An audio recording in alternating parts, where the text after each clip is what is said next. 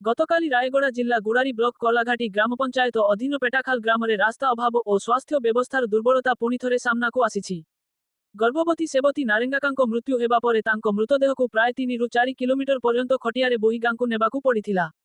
सेवती नारेंगाका प्रसव पाई प्राय 15 दिन धरी गुड़ारी गोष्ठी स्वास्थ्य केन्द्रर मां गृहरे रहुथिले। गत 24 तारीख शुक्रवार दिन तांको स्वास्थ्य अवस्था गुरुतर हेबारु गुणुपुर उपखंड चिकित्सालय को रेफर करा जायतिला। किंतु रास्तारे ही तांकर मृत्यु घटिथिला। नवजात शिशु मध्य बंची पारि नथिला।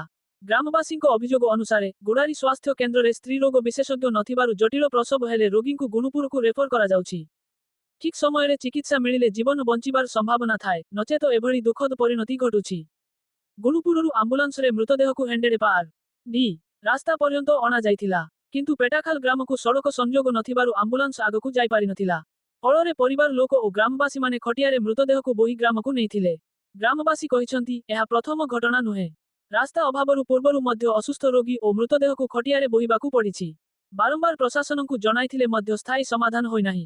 एनेई गुड़ारी स्वास्थ्य केन्द्रर ओ डा स्वागत स्वाई कहिसंती जे महिलांको मृत्युर कारण अनुसंधान करी तदंत कराजिबो। अन्य पक्षरे गुड़ारी थानारे एक अपमृत्यु मामला रुजु करा जाई गुणुपुररे शव व्यवच्छेद करा जाइथिबा बेले थाना अधिकारी विश्व बंदिनी बाग एहा सूचना देइछंती। घटना परे पेटाखाल ग्रामको तुरंत सर्वकालीन सड़क संयोग एवं गुड़ारी स्वास्थ्य केन्द्र स्त्री रोग विशेषज्ञ नियुक्ति सह दुर्गम अंचल जरूरी स्वास्थ्य सेवा सुनिश्चित करने ग्रामवासी दाबी करिसंती।